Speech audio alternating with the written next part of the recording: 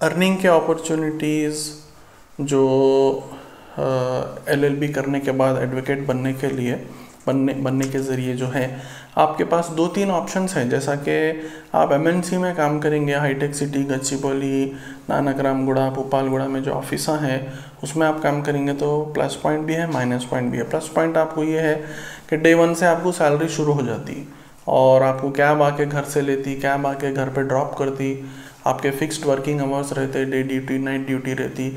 America, London, Canada, Europe के आप documentation कर लेते रहते, उनके लीगल प्रोसेसिंग के आप आउटसोर्सिंग करते, चाय खाना बात चीज़ें फ्री रहते। और उसमें माइनस पॉइंट क्या है, आप एक्चुअल प्रैक्टिस में जो प्रोसीजरल लॉ है उससे वाकिफ़ होने के इम्कान तो उसमें ज़रा कम रहते। तो बीपीओ, केपीओ और एलपीओ में कर सकते हैं आप। फिर उसके अलावा आपको स्टडी इनकम चाहिए तो आप कंपनी में जो है लीगल एडवाइज़र के जैसा या लॉ ऑफिसर के जैसा या एडवोकेट के जैसा काम कर सकते हैं। आप बार काउंसिल में अपना नाम लिखा लिए तो आप दूसरी कंपनी में काम नहीं कर सकते या बिज़नेस ओनर रह के एक्टिव बिजनेस में पार्टिसिपेट नहीं कर सकते। अगर कर रहे हैं तो आप बार का एनरोलमेंट अपना ख़त्म कराना या सस्पेंड कराना, बाद में फिर आप वो बिज़नेस से फ्री हो गए तो फिर आपका शुरू करा सकते हैं, आप कंटिन्यू करा सकते हैं। या सेल्फ़ प्रैक्टिस कर सकते हैं। आप सेल्फ़ प्रैक्टिस कर रहे हैं आप तो 1 साल से 3 साल के दरमियान किसी सीनियर के पास काम करना, इल्म हासिल करना। और जो है अगर एक के पास नहीं कर रहे तो आप 2-3 लोगों के पास जो है ज्वाइन करिए। 6 महीने एक जगह, 6 महीने एक जगह करिए। फिर आपको कौन सा पसंद आ रहा, क्रिमिनल एडवोकेसी का फील्ड या सिविल या हाई कोर्ट साइड या डिस्ट्रिक्ट्स में आपको तेलुगु वगैरह आती है तो डिस्ट्रिक्ट्स को जा सकते हैं आप।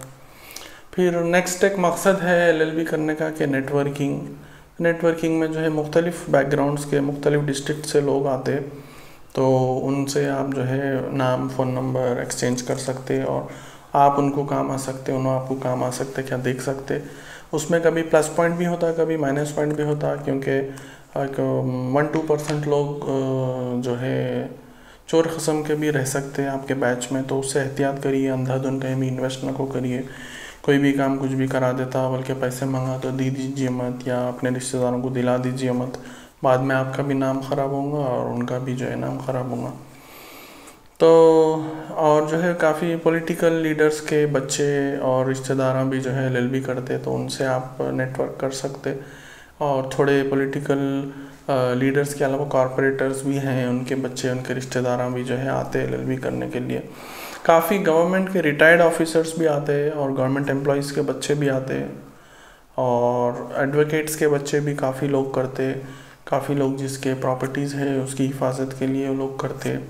और डिफरेंट सिटीज़ में, डिफरेंट टाउन्स में, विलेजेस में है सो बच्चे आते।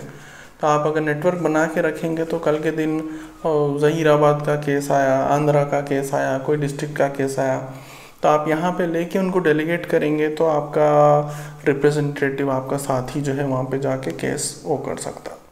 और बाज़ लोगों की बाज़ फील्ड में स्पेशलिटी रहती है। कोई जो है मियाँ बीवी के झगड़ों को सॉल्व करने का ख़ास रहता, कोई ज़मीनों के बारे में ख़ास रहता, किसी का मेडिकल बैकग्राउंड रहता तो मेडिकल काउंसिल ऑफ इंडिया के केसेस उधर रेफ़र कर सकते। उस हिसाब से ये डिफरेंट मकसद है एलएलबी करने का लॉ सेट के बाद। और अच्छा पढ़ाई करिए और अच्छे से अच्छे एडवोकेट बनिए और सोसाइटी को और सिस्टम को और आगे बढ़ाइए और एक एसेट बनिए, लायबिलिटी मत बनिए सोसाइटी के लिए। Okay, all the best.